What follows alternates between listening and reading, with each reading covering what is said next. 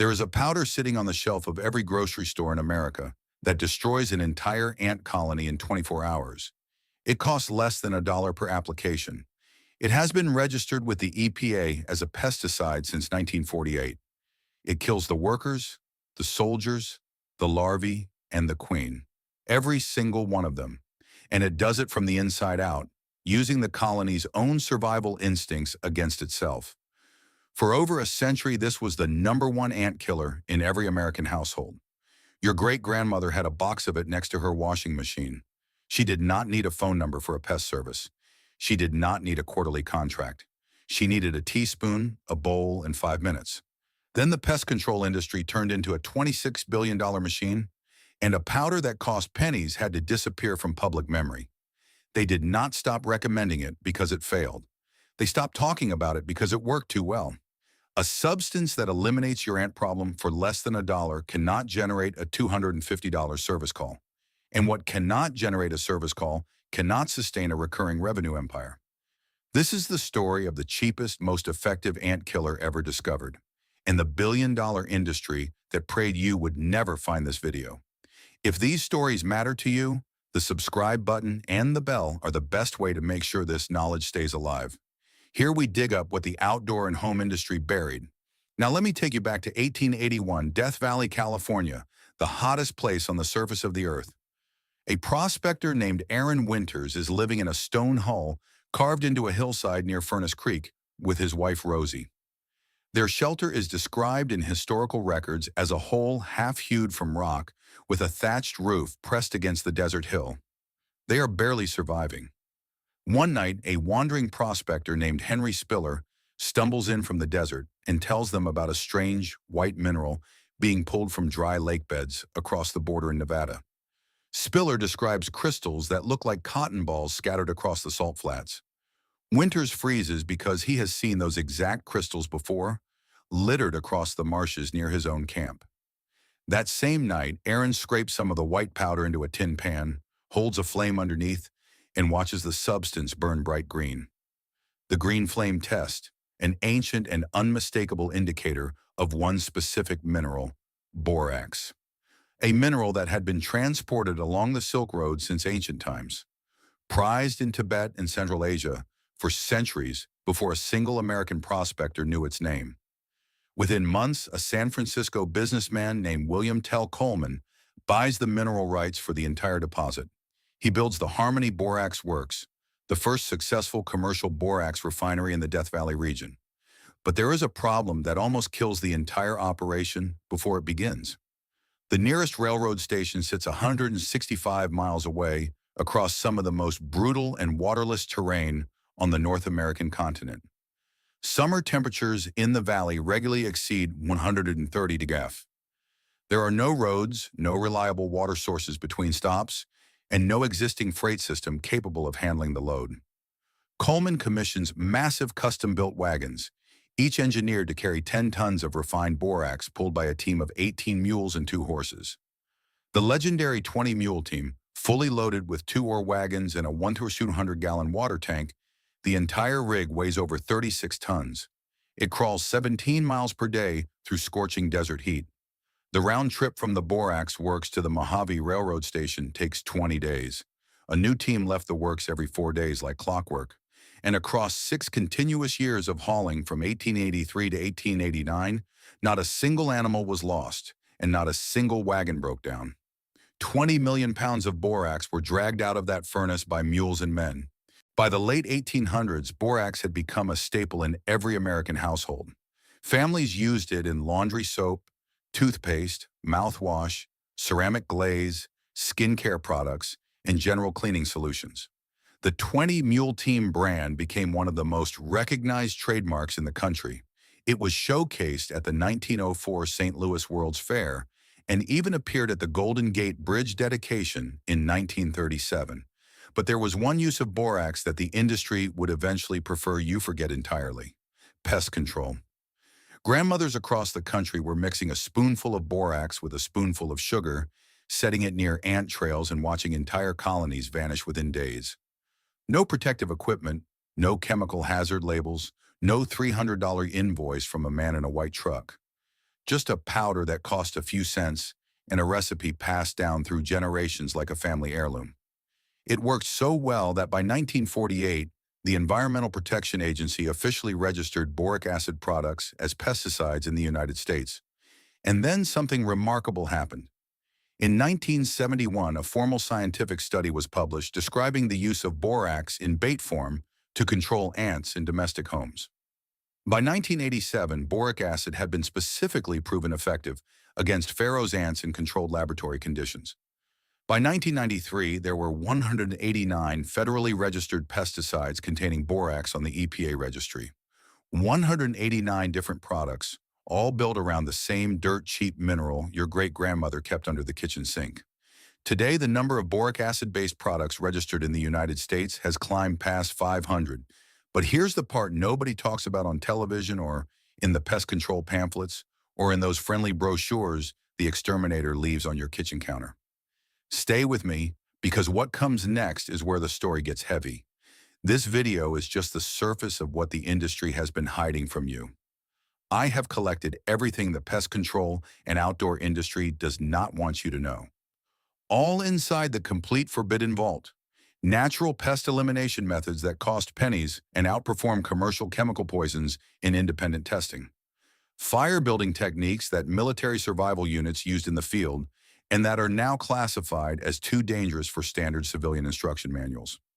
Emergency shelter designs that cost $0 in materials and outperform $200 retail tents in every controlled field test ever conducted. DIY water filtration systems built from forest materials that engineers tested in laboratory conditions and refused to believe actually worked. Food preservation methods that keep meat and vegetables edible for months without refrigeration, electricity, or any chemical preservatives. The complete 72-hour blackout checklist that walks you step by step through every scenario a total grid failure can throw at your household. And much more. Over 10 guides in one place. No filler, no fluff, straight to the point. The link is in the description, first line. But stay right here because the video is just getting started. Now let me show you the science that the exterminator standing in your kitchen hopes you never learn. Here's exactly how borax kills an ant colony from the inside out. When a foraging worker ant finds the borax and sugar mixture, it does not die on contact. That is the absolute genius of this substance, and it is why surface sprays can never compete. Borax interferes with the ant's digestive system at the cellular level, slowly disrupting its metabolism and dehydrating the insect from the inside. But the process is gradual, taking 24 to 48 hours, which means the poison worker has plenty of time to do exactly what its biology demands: carry food back to the nest. The worker ant returns to the colony, regurgitates the contaminated sweet mixture, and feeds it directly to other workers, to the developing larvae, and ultimately to the queen herself. Scientists call this process trophylaxis, the mouth-to-mouth food-sharing behavior that holds every ant colony on the planet together. It is the same behavior that allows a single colony of 50,000 ants to function as one superorganism, sharing nutrients and chemical signals through an unbroken chain of regurgitation. This is the mechanism that makes ant colonies almost impossible to destroy with surface sprays, because sprays only kill the workers.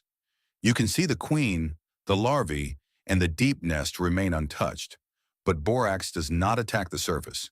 It infiltrates the supply chain, and it turns the colony's greatest evolutionary strength into its fatal vulnerability. As the foraging ants travel between the bait and the colony, they lay down pheromone trails that actively recruit even more workers to the food source. More ants come, more poison floods into the nest, and the cascade becomes completely unstoppable. The queen ingests the contaminated food. Her egg production collapses, and the entire colony disintegrates from the center outward. One application, $1 colony death. If you have made it this far, you already know more about ant control than 99% of homeowners in this country. Subscribe and share this with someone who is still paying $250 every spring for a man to spray the same active ingredient you can buy for $4 at the grocery store. Everything the pest industry buried is inside the complete vault. The link is in the description. Now stay with me, because the next vault is the heaviest one yet. And if you are wondering whether borax actually works against the specific species crawling across your kitchen counter, let me put this to rest right now. Borax is lethal to carpenter ants, odorous house ants, pavement ants, sugar ants, fire ants, and Argentine ants. Every single species that sends workers out foraging for food is vulnerable because every ant species on Earth shares food through the exact same biological mechanism. The National Pest Management Association conducted a nationwide survey of pest professionals and confirmed that 100% of respondents had treated ant infestations that year. Carpenter ants topped the list at 66%, followed by odorous house ants at 62% and pavement ants at 59%. And more than half of those professionals admitted that infestations are growing across the country year over year. Here are numbers that should make every homeowner in America angry. About 50% of all American households deal with an ant problem every single year, making ants the #1 pest in the entire United States. Not cockroaches, not mice, not termites, ants. Scientists estimate there are 20 quadrillion ants living on this planet right now. That is a 20 followed by 15 zeros.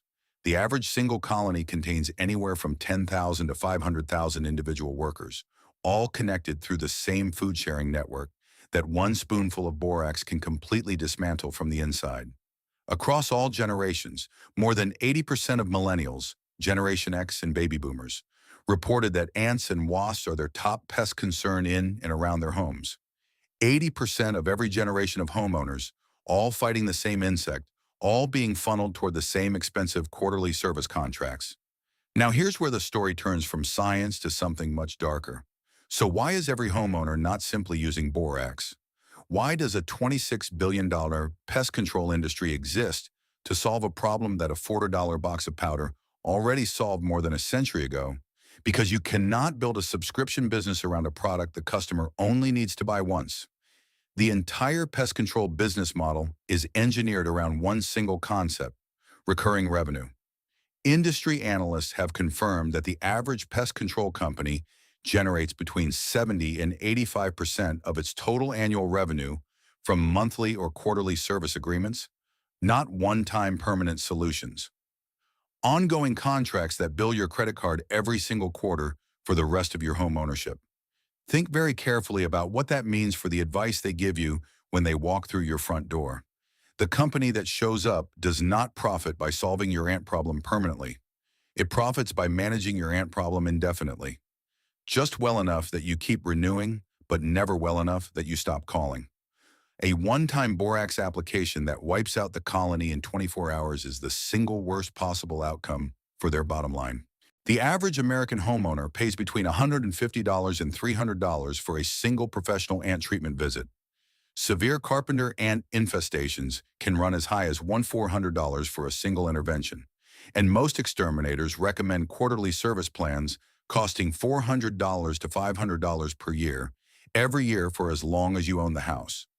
Over a 10-year period, that is $4,000 to $5,000 spent on a problem that a handful of white powder and a teaspoon of sugar could have solved on the very first day.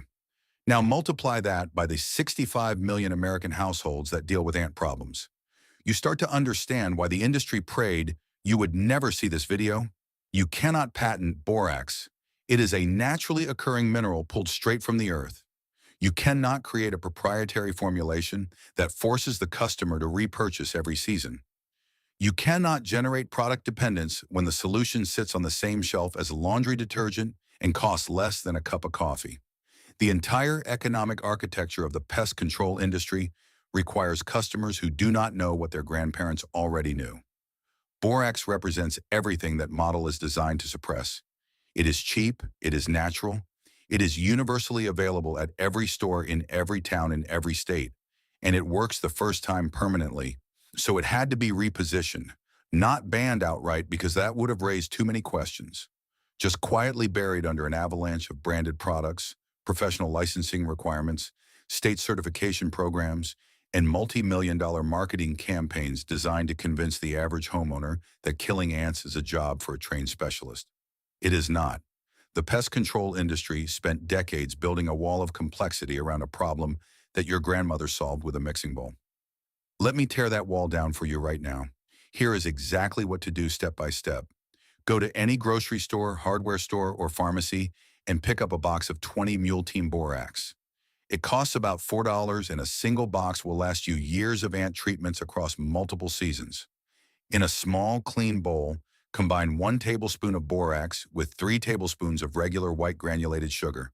The ratio is critical, and I need you to pay attention here. 3 parts sugar to 1 part borax. Too much borax and the ants will detect something is wrong with the food and refuse the bait entirely. Too little borax and the workers will survive long enough for the colony to adapt and recover. 3.1 is the proven sweet spot that researchers, university entomologists, and even commercial pest product manufacturers have relied on for decades. Now add approximately 1 4 cup of warm water to the bowl. Stir slowly until both the sugar and the borax are completely dissolved into a clear, viscous syrup, roughly the consistency of pancake batter. Take clean cotton balls and soak them thoroughly in the mixture. Place these saturated cotton balls directly along the ant trails you have spotted in your kitchen, bathroom, along baseboards, under cabinets, or near any visible entry point. If the ants in your home seem to prefer proteins over sweets, which some species do seasonally, mix 1 teaspoon of borax with 2 tablespoons of peanut butter instead, form it into a thick paste, and place small amounts on pieces of wax paper or inside plastic bottle caps near the activity zones. Now here's the most important rule of this entire process, and it is the one that separates success from failure. Do not kill the ants you see walking to the bait. I know the instinct is to squish them or spray them, but you must resist it completely. This is where 90% of people fail, and it is exactly what the pest industry counts on. If you kill the foraging workers or spray them with a contact pesticide, you destroy the delivery mechanism. The colony survives underground. The queen keeps producing thousands of eggs per day, and you end up calling the exterminator out of frustration, which is precisely how their business model works. Leave the workers alive, let them feast on the sugar syrup, and let them carry that sweet toxic payload straight into the heart of the nest. Within hours, you will actually see more ants than before, swarming the bait station in thick, organized lines. This is not failure. This is total victory in motion. They are recruiting the entire colony's workforce, laying pheromone highways directly to your trap, summoning every available body to the poison buffet. By the next morning, the trail will slow to a trickle. By 48 hours, the colony is in full collapse. The queen has ingested the contaminated food. Her egg production is shut down, and the remaining workers are scattered and disoriented, unable to find chemical signals to follow. Refresh the bait once more after a few days to catch any stragglers or satellite colonies, and the job is done. One homeowner in the South reported that after 3 full years of paying a quarterly pest service, he set out the borax mixture on a Friday night and had 0 ant activity by Sunday morning. His annual pest bill had been over $500. His borax application cost him roughly 12 cents. Now, I need to be transparent with you about something because honesty is what separates this channel from the industry that profits from your confusion. Borax is classified as low toxicity for humans and household pets, but it is not completely harmless if swallowed in large quantities. The EPA considers it safe for household use, but you should still take basic precautions. Keep bait stations out of reach of small children and animals. Use enclosed containers like plastic bottle caps placed behind appliances or inside cabinets where only ants can crawl inside. And always wash your hands thoroughly after handling the mixture. This is still a pesticide even though it is a naturally occurring mineral. But compared to the synthetic chemical cocktails that professional exterminators routinely spray across your kitchen countertops, inside your wall cavities, and along the baseboards where your children and pets crawl, borax carries one of the lowest toxicity profiles of any registered pesticide in the entire country. This knowledge did not disappear because it stopped working. It disappeared because a $26 billion industry needed it to. Every single spring, half of all American households wage the exact same war that their great-grandparents already won with a spoonful of white powder from the laundry shelf. The ants did not change. The powder did not change. The only thing that changed was who profits from your ignorance. Borax is still sitting on that shelf right now, still $4, still waiting for you to remember what they spent billions making you forget. If this story changed the way you look at the hidden solutions in your own home, please subscribe and like the video. We are digging up the history and the knowledge that they have tried to bury. Help us keep these truths alive. The next vault opens soon, and the secrets inside are even heavier.